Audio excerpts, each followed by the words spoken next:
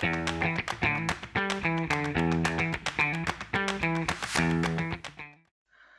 everyone, this is 𝐭𝐚𝐤𝐲𝐬 from Document 360 team. I am the co-organizer for today's webinar.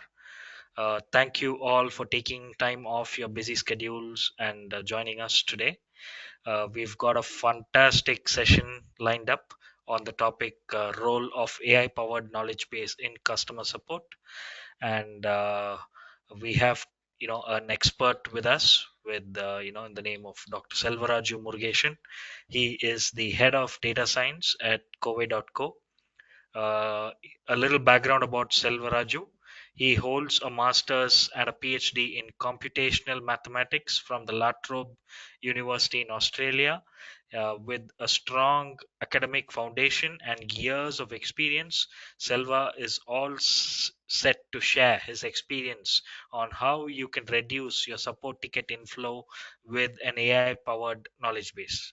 Yeah, so without much delay, I'll hand over the podium to Selva.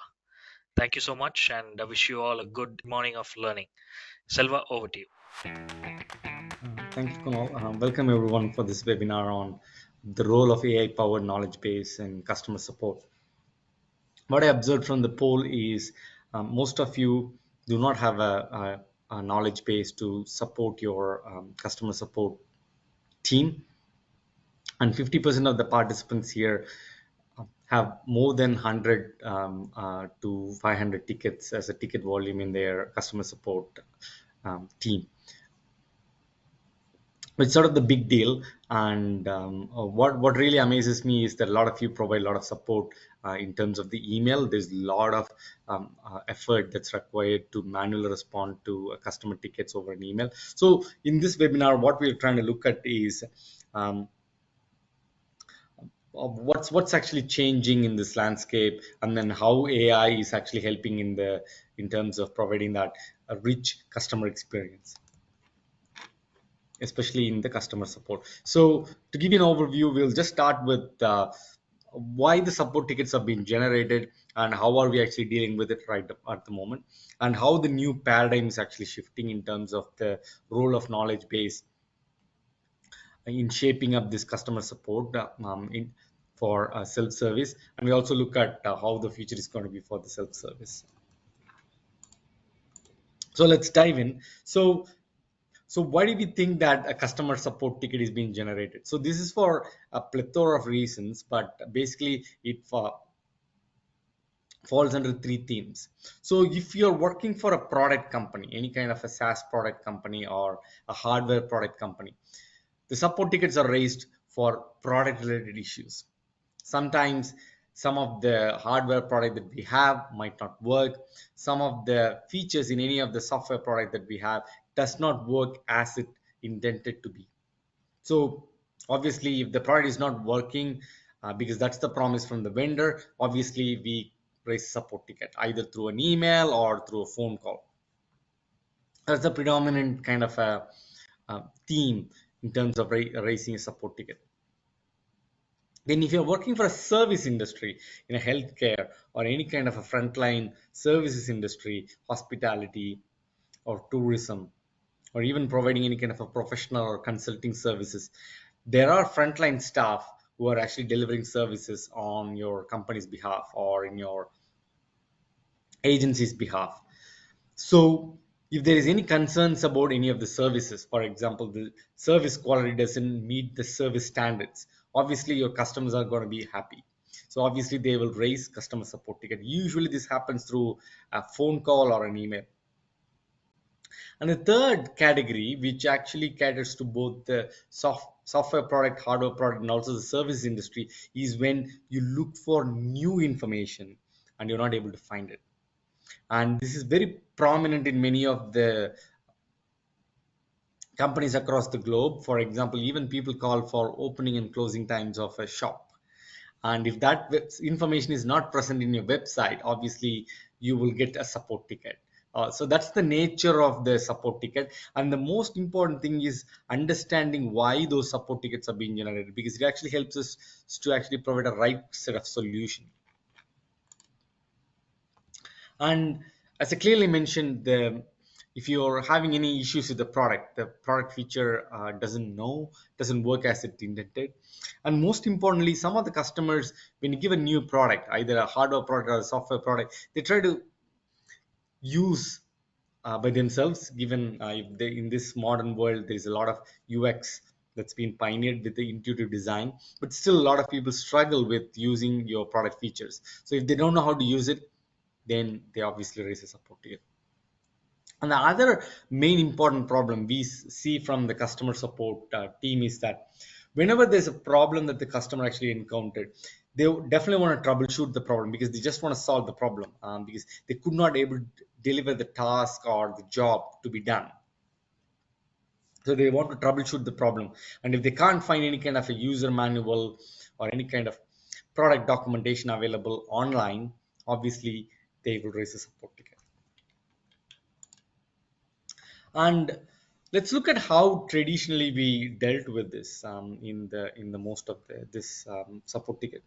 So the one way, the old method is the customer calls. Basically, you have a toll-free number or as some kind of a phone number where you actually call, and there's a support agent sitting in your customer support desk who will answer that call to fix the problem from the customer angle, from either it could be a product issue or a services issue and things like that.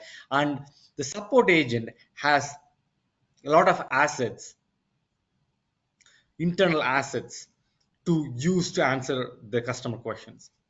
The first one is they'll have an internal knowledge base. So remember, this internal knowledge base is private. It's only the customer support agent or the internal employee can actually access that. And using that information, they might be able to answer the customer query. Or they actually internally put you on hold and they talk to the subject matter expert in terms of, hey, the customer is having this kind of issues. How do we go about solving this? So the subject matter expert gives an opinion, and then the support agent then conveys that message to the customer. Or it could be a private documentation.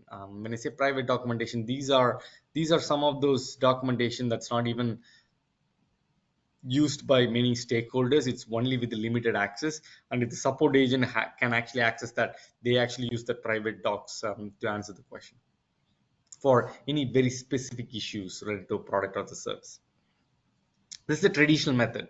And if you look at the modern way of doing things, given the emergence of internet, and then we have like online web portals available, so usually the customer logs into a support portal using an authorized login ID provided by the company, or it could be a generic one they can actually create because you are the customer for the company. And once you log into the support portal, then you can raise a ticket. So basically, the support ticket gets generated using that support portal and then actually sent to a support agent who will either do a chat reply or an email reply.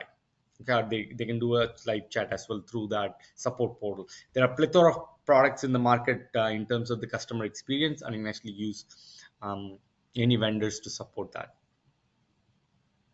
And this is the traditional setup of how we deal with the customer support ticket.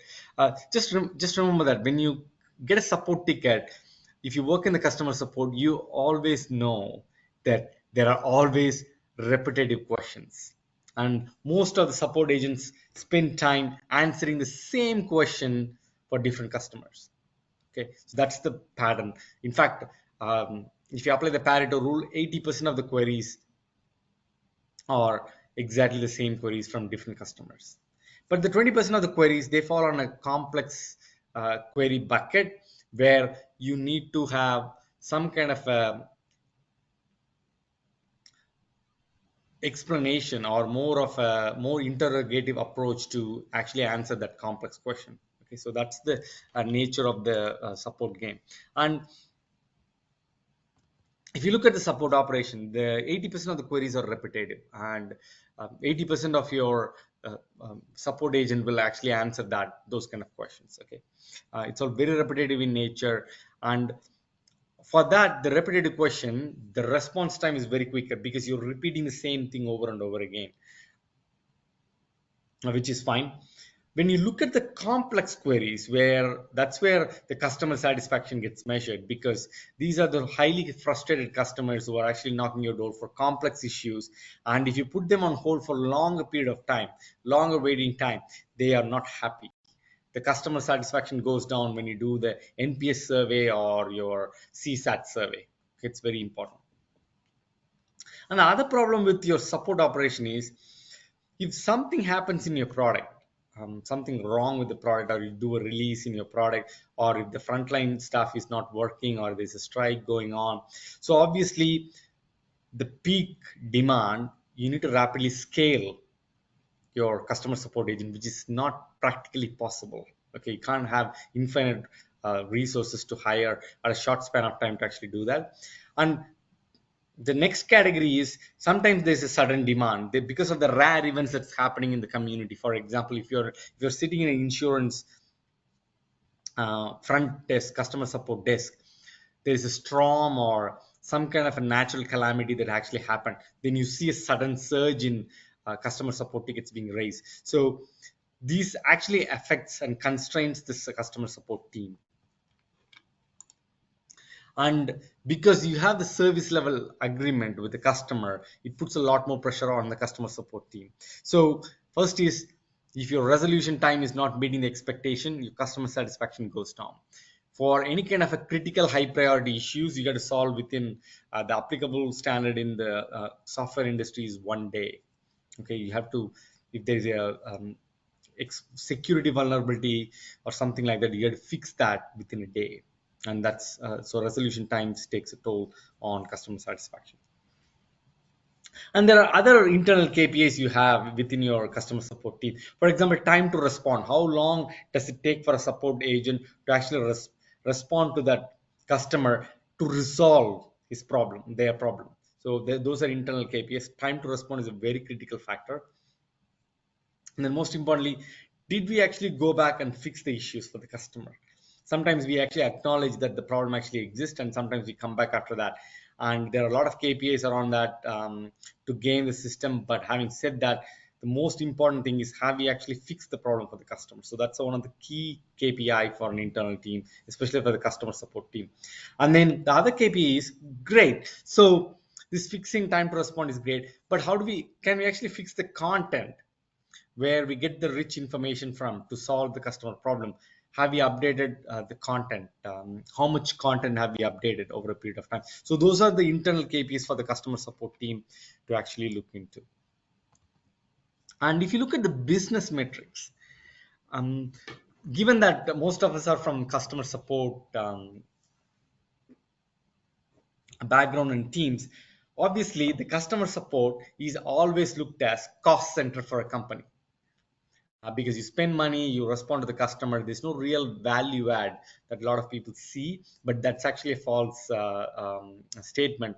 But most of the companies, they see customer support as a cost center, as an entity that actually where you throw money and then you just provide support. There's no value, real value. But having said that, most of the organization have this typical business KPI. How do I reduce the volume of support tickets? Given that there's a lot of you, what I observed from the pre-police, you're dealing with somewhere between 100 to 500 support tickets a week.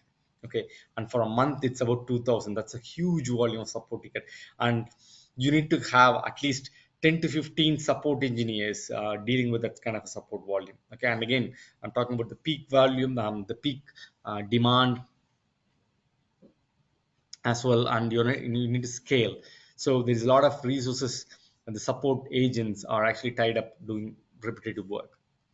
And then the other business KPI is, how do I reduce my resolution time? How do I ensure that the customers problems are solved very quickly? Okay, given that we live in this very rapid digital cloud first and AI first world, the customers want to do things very quickly. Okay, and you are in that world, and definitely you have to reduce the resolution time. So there's a huge pressure on the customer support team, especially if you're a manager of a customer support team. You can actually feel it.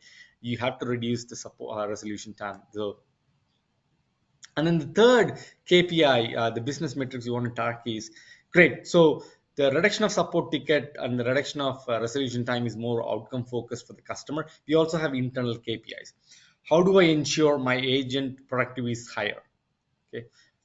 How do I ensure that they actually quickly find the information and able to respond to the customer with the resolution? So that's a very important metric, business metrics we have. So let's look at, these are great, but let's look at what's actually changing. Given the introduction of ChatGPT, and you probably had the taste of it once it was introduced, people are actually blown away by its capability. So what actually happened with the customer behavior is, so instead of them going to a search engine like Google or Bing or DuckDuckGo, typing in a search keyword, browsing through a bunch of article, and then finding information they need, it just takes a longer time. People are actually abandoning that old paradigm. Instead, they come to ChatGPT, they just type in a question and get the answer and get the things done right there. Okay, so that's the power of technology driving a customer behavior shift.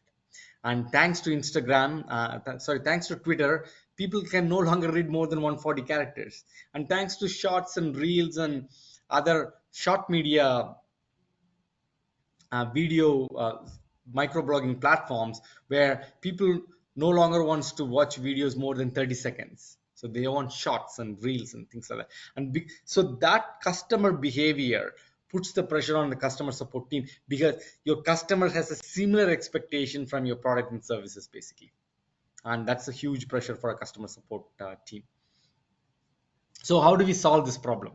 And the silver bullet for this problem is having a good knowledge base and helping your customers for self-service. It's very simple.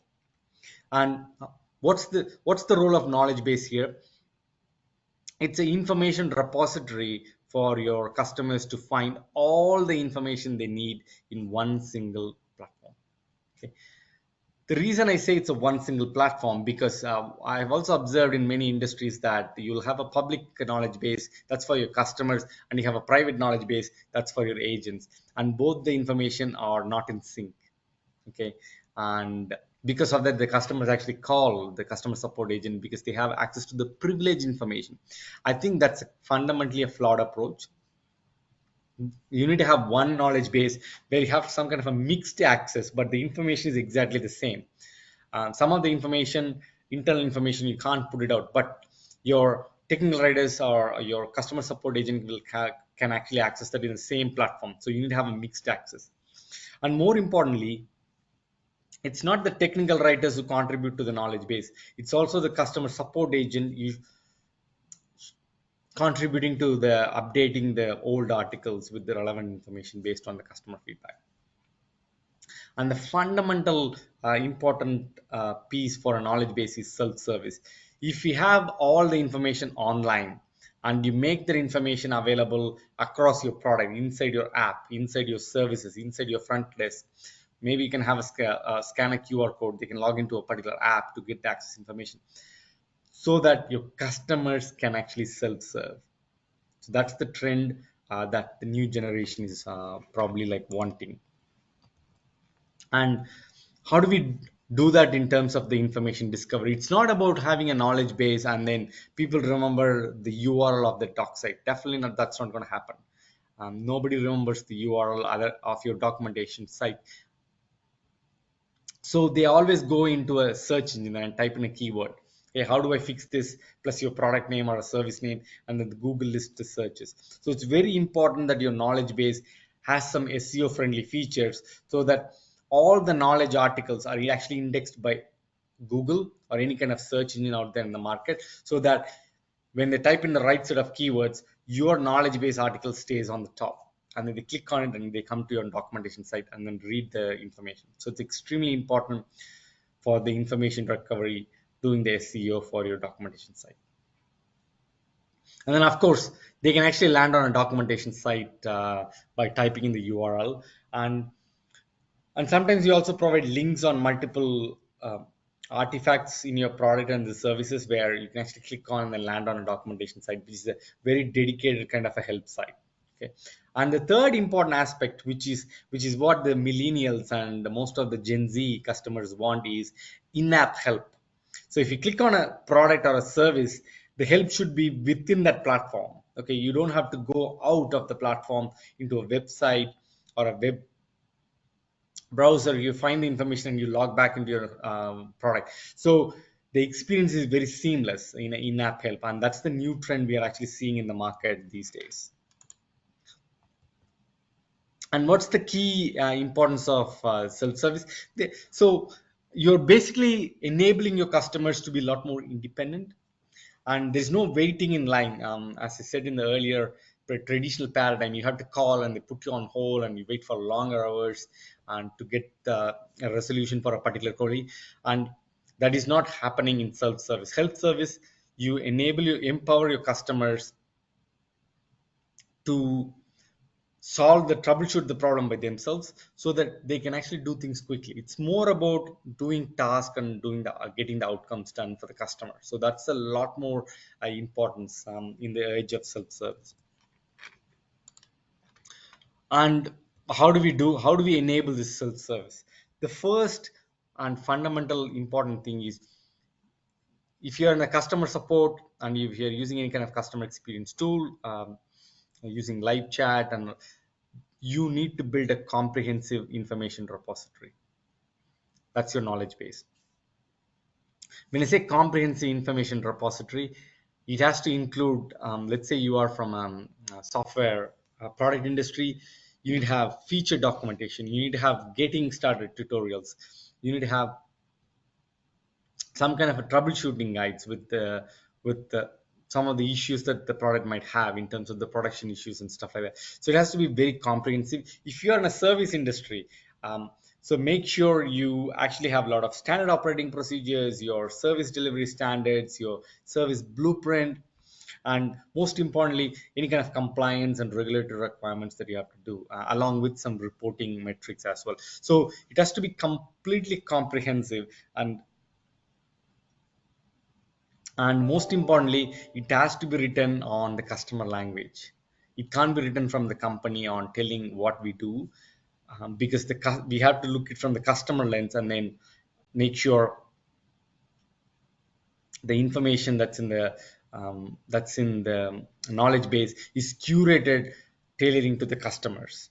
Okay, it has to be written, the taxonomy, and most importantly, all the categories, and then the structure that you build has to be more aligned towards the helping the customers. And once you build the knowledge base, I've seen people building the knowledge base and having PDFs. Again, we are living in the digital AI first world.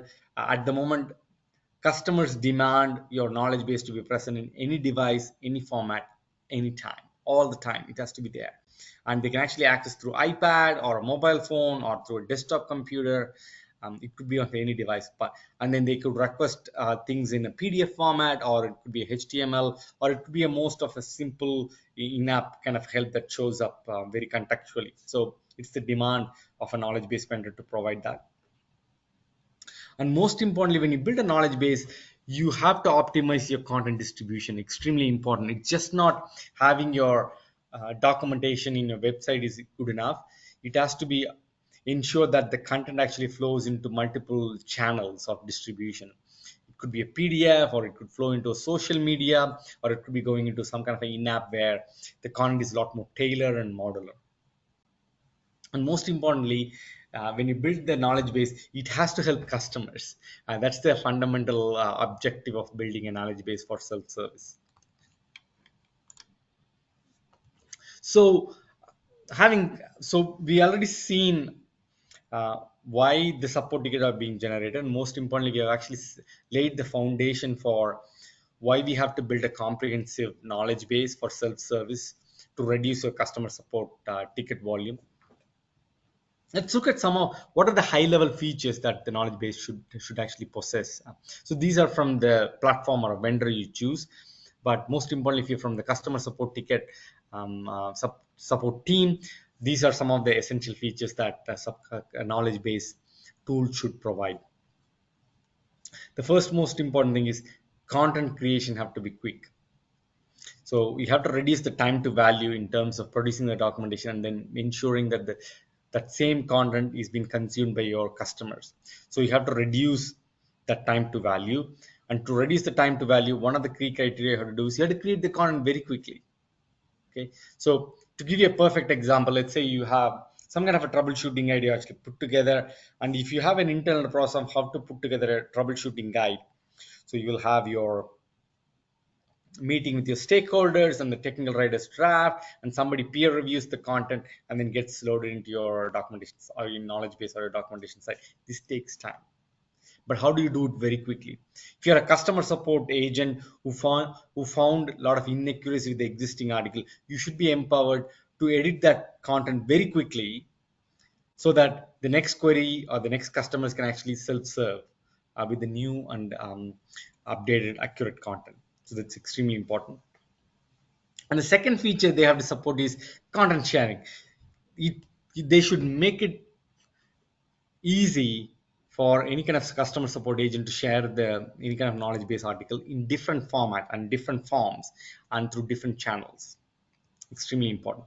And given the demand for this millennial and Gen Z, your knowledge base has to be up and running 24/7. So the content availability has to be there. That shows the reliability of your product and services. Extremely important. And the other thing is, if you're in a customer experience, I understand you're using a lot of customer experience tools. It should integrate with the knowledge base vendor basically. Okay, so that the agent productivity can be improved, and the agents can actually look up for information from your knowledge base within the knowledge customer experience tool. So that's the most of the user experience problem. So they can actually meet the customer where they are and then address the problems and then resolve the problem for your customers. So I've talked about the high level features of your knowledge base. Let's dive into where is the role of Gen AI here. And Gen AI stands for Generative Artificial Intelligence, which is a new kind of an artificial intelligence where it is based on the text and then it actually generates a text by just using prediction. Okay, and one of the Gen AI capability that everybody is aware of is called ChatGPT.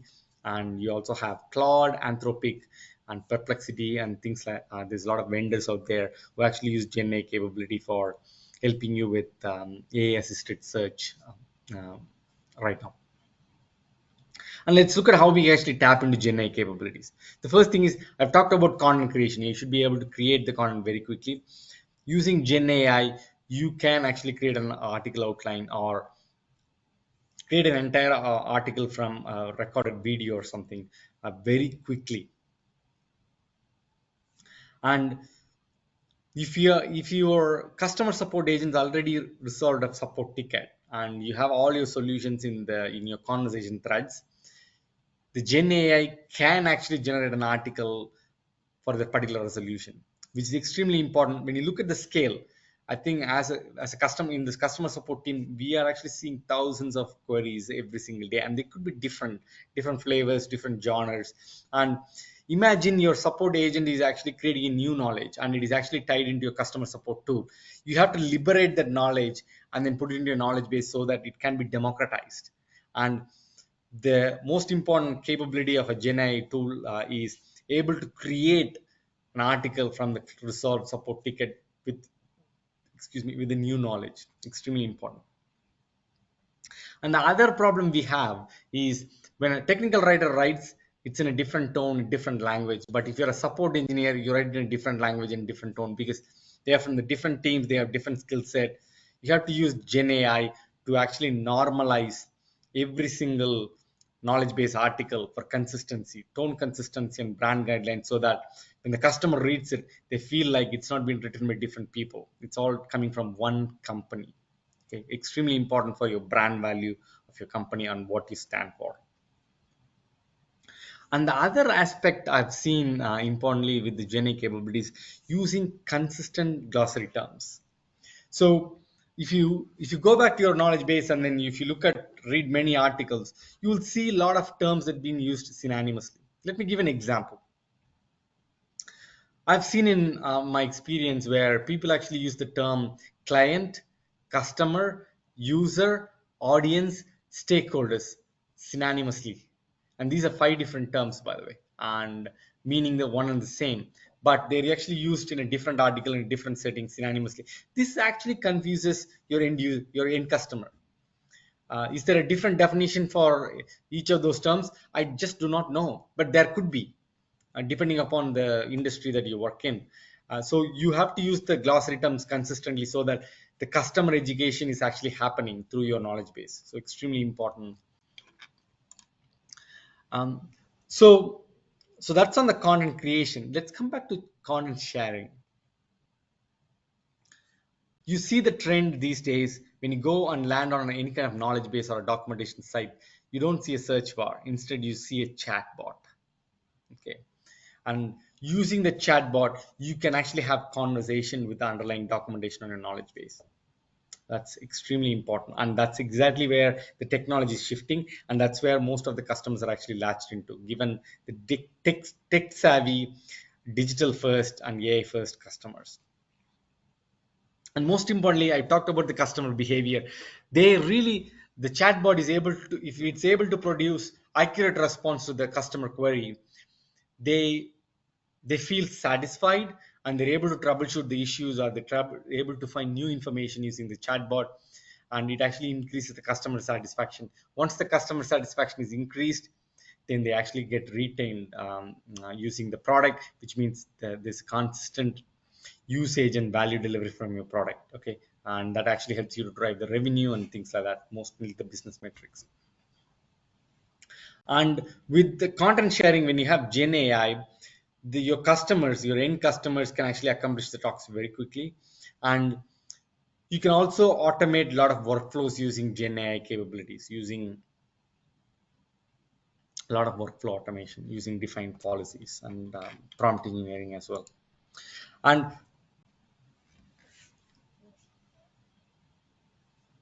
this is the Gen AI optimized process. I will talk about this is a high level process, but this is exciting world we live in. So if you condense all the information so far in terms of how this self-service and then the whole customer support agent piece actually tie together. So you start with creating an article or updating an existing knowledge base article. Then you basically publish them, and then the content consumption happens through your customers, your in-app, or any kind of channels that actually do.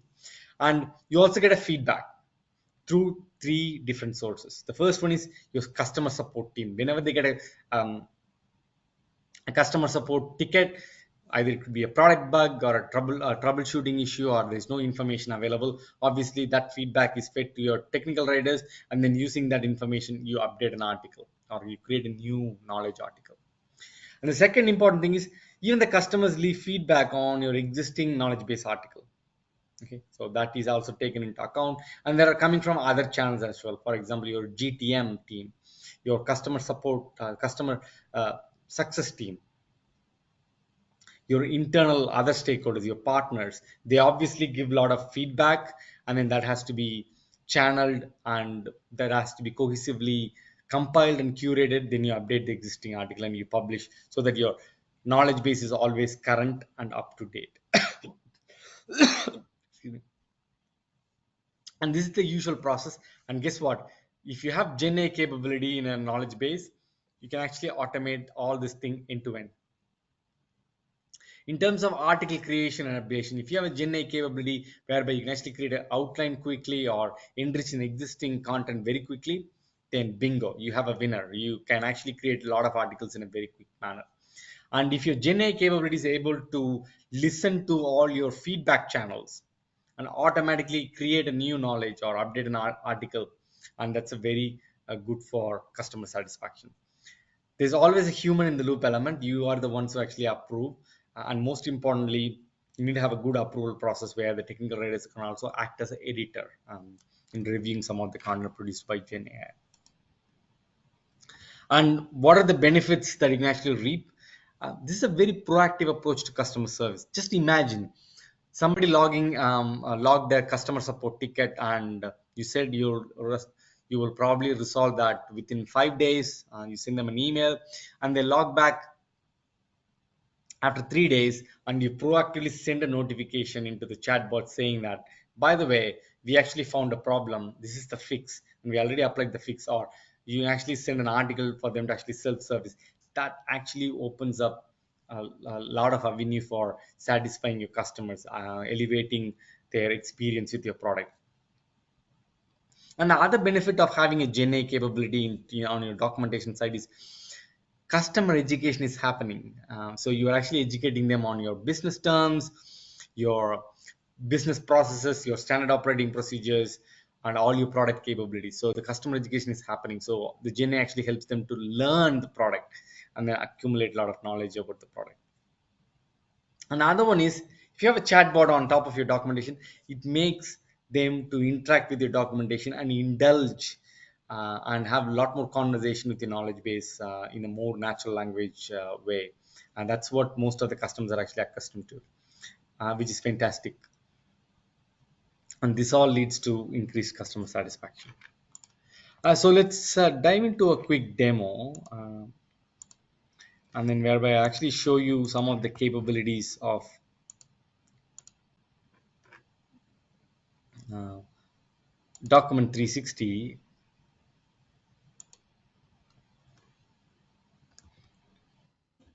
in terms of using GenAI capabilities to create content quickly and also share that knowledge very quickly. So here, this is the Document 360 portal. So obviously, portal is the one where you, as a technical writer, as a customer support agent, you come and create a new knowledge. And we have some kind of a knowledge-based site. This is where this is open to your customers to actually read any kind of documentation that you actually produced. Okay. So there is two modules to Document 360. So one is the knowledge base site, which you see here, and another is the portal. So on the left hand side, you see here is how you organize all your content. So these are like organized via more like a structures, so which we call as a category. And here I have an example of a Kia Motors, and you can actually go and create a new article. Let me create a new article. So it's a sample. And here we go. So I have a blank kind of a canvas where I actually create a new article. So I'm just going to use our AI, which is here in this case, it's called AD AI. And I click on it, and it actually asks, what can you write it? What just provide as some kind of an input, and it can actually write an outline for you. So, so instead, I'm just going to give Apollo landing as an example. Okay, I just want to write about, know about Apollo landing, and within few seconds it's able to create an outline for you about Apollo landing. Again, this can be more applied to your knowledge base as well, in terms of if you have any kind of a knowledge within your knowledge base that can be referred, or it can be referred from your external website or a web search and stuff like that, and it can all happen, and all you gotta do is click insert, and within no time you actually created the outline for the content. Okay, and let's look at how we can actually enrich the content. So let's, here I have an article about Kia Motors, and here I can actually choose a particular paragraph, and I can actually say make it longer, or I can actually say improve this content. So it takes up the content, it actually improvises the content for a lot more clarity and stuff like that. And I like this, I'll take this, and if I want to make this longer, all I gotta do is click and then say make longer. So it actually expands that article into, provides a lot more comprehensive information. So here we go. So this is fantastic. It actually pulls all this data from the internet, and you can also pull the data from your internal knowledge base as well. So I've just inserted, I'm happy with it. In addition to all this capability, the Gen AI also provides a lot more capability on make the content shorter. You can actually change the voice, you can split, and you can also convert some kind of information into a table as well. That actually helps with um, providing more articulating the information in a more structured, easy to ingestible by the customers as well. So that's on the content creation, and we also have tools on content management. So if you look at any kind of tags you want to add for a particular article, and you can actually go and say ask AD, and it actually generated 3 tags for you. So this actually helps with a content management and content organization. And if you have any kind of related article you want to add, so basically ask AD, and then all you gotta do is add these related articles, and they actually appear. So if I do that, ask here, and then I click publish, and then I'll show you how this actually works. So here you can actually see all the related actually articles have actually added appears at the bottom.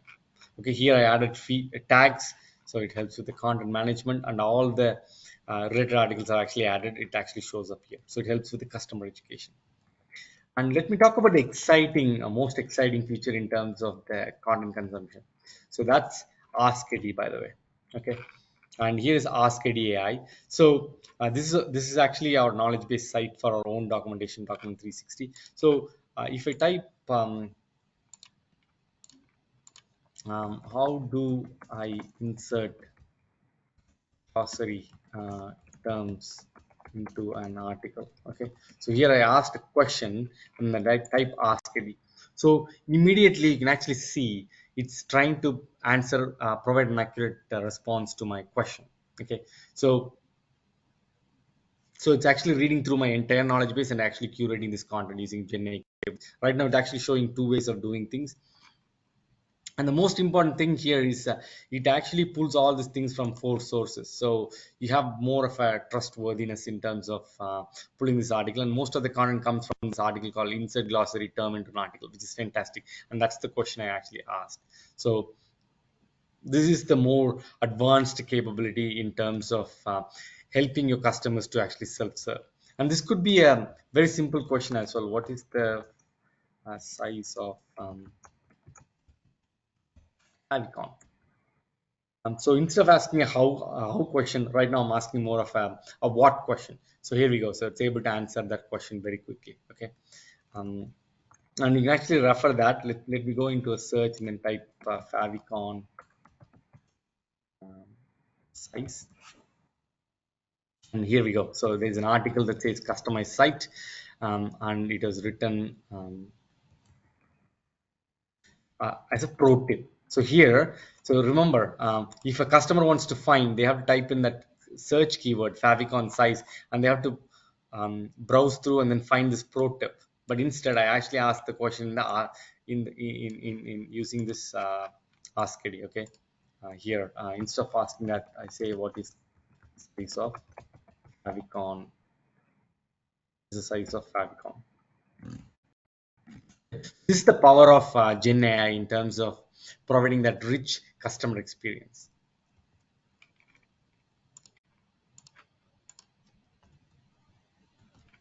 Let me share my screen again.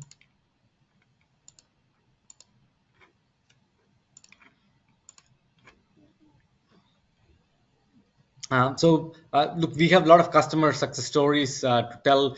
My store from Norway, Panaya, and SafeBridge. These are our customers who actually used Gen AI to reduce the volume of support ticket.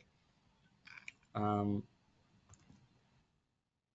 we have go on to the next slide. seen a decrease of the number of calls. So here, one of the customers is talking about how they reduce customer support. Our support team, and so we have 15% less tickets than we had a year before.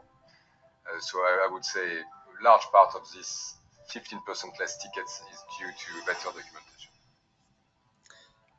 So here, the customer is actually talking about reduction of 15%. 15% reduction because of having a proper documentation. And if you look at the ROI, so as a document 360, we are a knowledge base platform. And if you look at what is the return on investment on investing in such a tool, if you take your customer support ticket, in this case, if you have approximately 500 tickets, and the average cost to serve a support ticket is about $25, so you're actually spending close to $54,000 in terms of serving that ticket. Okay, and this $25 to serve a support ticket is an industrial standard. There's a lot of research done, and if you're able to reduce your customer support by 30%, you're already saving $16,000. And that's the investment that can go into your knowledge base tool, which you can actually reap the benefits over a long period of time. Okay, imagine when you scale and grow the business, your support ticket is not going to stay the same. It's going to scale, given there's a lot of customers using your product and then using your services. So it's very important that you make a good investment in a knowledge based platform that can help your customers to self serve. um, so this is my last takeaway slide. So the main thing I want to conclude is build a good knowledge base that has a GenAI capability, and the GenAI capabilities can help your customers to self-serve and have a more richer knowledge experience with your documentation or your knowledge base. And the next key takeaway is promote self-service. So enable your documentation to be available across multiple platform, different format, so that your customers can actually come and do self-service. And then track your business metrics in terms of seeing the goals, in terms of reduction in the customer support ticket. Once you enable your knowledge base or a self-service platform to go live, track the business metrics so that you can actually measure or quantify the impact of having a good knowledge base for self-service in reducing the customer support ticket, and more importantly, increasing the customer satisfaction as well. So it's extremely important. That's about it for today. Thank you, Selva, for such an insightful session. I'm sure the audience took away a lot of learnings from your talk. And on behalf of Document 360, I thank everyone who joined the session today. And just to update you that we will be, uploading the recording and this deck on our website. We'll send out an email once it's done. And watch out for yet another session. We'll be back soon. Thank you so much. Have a good day.